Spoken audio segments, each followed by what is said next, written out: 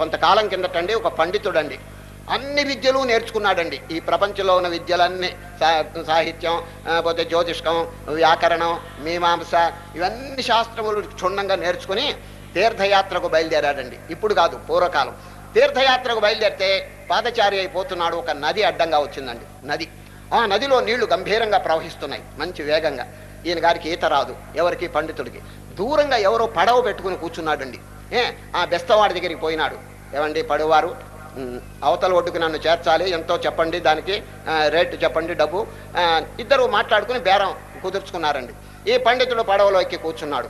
ఈ బెస్తవాడు నెమ్మదిగా తెడ్లు ఆడించి పడవను లోపలికి తోసుకుపోతున్నాడు. మంచి ప్రవాహం. కొంత దూరం పోయిన తర్వాత ఈ పండితుడు గారు ఒక ప్రశ్న అడిగారు. ఎవరిని? ఈ పడవ ఆయన.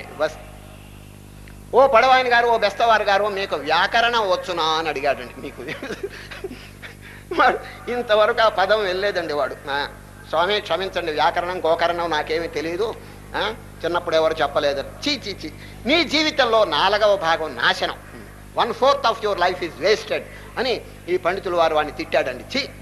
4వ వంతు జీవితం పాడు చేస్తున్నాను, నేను చదువుకున్నాను వ్యాకరణం, నా జన్మ ధన్యమైంది అన్నాడు.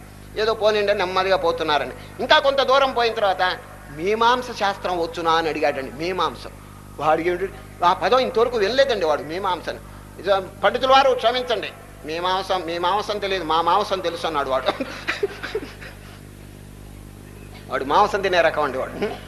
అందువల్ల నాకు రాదండి అన్నాడు. చీ, ఇంకొక 25 భాగం జీవితం వ్యర్థం అనేసినాడు. పోతే పోనండి, ఏం చేస్తాం, చిన్నప్పుడు ఎవరు చెప్పలేదు. ఇంకా కొంత దూరం నెట్టిన తర్వాత జ్యోతిష్కం వచ్చునా అని అడిగాడండి. జ్యోతిష్కం. స్వామి క్షమించండి, ఊరికి ప్రాణం తీయబాకండి, నాకు రాదన్నాడు. చీ, ఇంకొక 25 భాగం జీవితం నాశనం. అంటే ఏంటి? ఇప్పుడు 1/4 + 1/4 3/4 of your life is wasted. 35 జీవితం నాశనం అన్నాడు.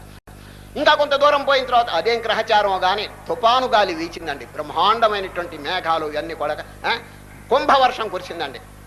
సరే, నది మధ్య భాగంలో ఉన్నదండి పడవ. కుంభవర్షం కురిసేపటికి పడవలోనండి నీళ్లు ప్రవేశించినాయి. పడవ నెమ్మదిగా నిండుతూ ఉన్నది. 35 భాగం నిండిపోయింది, ఇంకొక అంగుళం ఉందండి పడవ. ఆ అంగుళం నీళ్లు కనుక వస్తే మునిగిపోతుందండి. ఆ టైంలో బెస్తవాడు పండితుడిని అడుగుతున్నాడు, మహానుభావ, ఈత విద్య వచ్చునా అని అడిగాడు. రాదురా నాయన అని. నా జీవితం 35 నాశనం, నీ జీవితం సర్వనాశనం. పడవ మునిగిపోయింది, పండితుడు గంగార్పణం అయినాడు. ఈ బెస్తవాడు చదువు సంధ్యలు లేకపోయినప్పటికీ ఈదుకుంటూ ప్రాణం కాపాడుకున్నాడండి. సరే, ఏ విద్య కావాలి చెప్పండి నదిలో, చెప్పండి. మానవుడు ఇప్పుడు ఈ లోకంలో అనేక విద్యలు చదువుకుంటున్నాడండి, కానీ భవసాగరం, ఈ సంసార దుఃఖం అనేటువంటి సముద్రాన్ని దాటగలిగేటువంటి తారకం, చూచారా? తారకం అంటే రామనామం, తరింపజేసేటువంటిది. చూడండి, గాయత్రి. ఇటువంటి చక్కగా విద్యలు నేర్చుకోవాలి, మంత్రాలు నేర్చుకుని మానవుడు తరించాలని. సరే, ఈ అధ్యాత్మ విద్య తరింపజేస్తుందండి. చూడండి, అందుకనే తారక విద్య, బ్రహ్మ విద్య, అమృత విద్య అంటారండి. అమరత్వం. మానవుడిని పుట్టడం చావటం ఇదంతా మామూలు అండి. పశువులు కూడా ఉన్నది పుట్టడం చావటం, ఇంకా మనుషులకి ఏమిటండి? దీనివల్ల గొప్పతనం ఏమిటి చెప్పండి? ఈ తల్లి గర్భంలో పడి 9 నెలలు రిగరస్ ఇంప్రిజన్మెంట్ అనుభవిస్తూ పోవాల్సిందేనా చెప్పండి? ఈ ఫుల్ స్టాప్ పెట్టక్కర్లేదండి. ఇంతవరకు ఎన్ని జన్మలు పుట్టాడు, చచ్చాడు.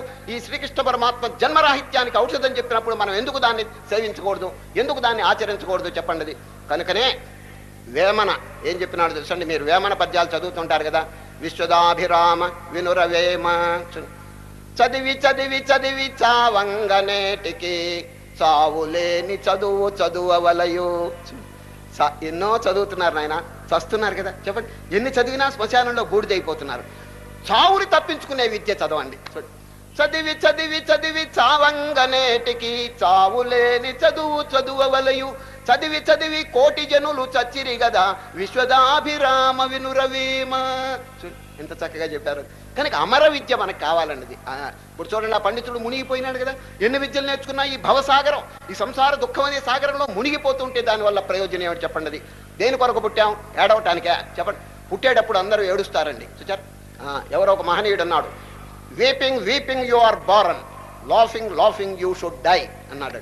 ఎంత బాగా ఏడుస్తూ ఏడుస్తూ పుట్టావు నాయన, నవ్వుతూ నవ్వుతూ చావాయి అన్నాడు. చూడు, ఎవడండి నవ్వేది? చచ్చాడు ఇప్పుడు ఎవడే నవ్వుతున్నాడా? రామ రామ, ఇది లేదు అది లేదని ఏడిచి వస్తున్నాడు కానీ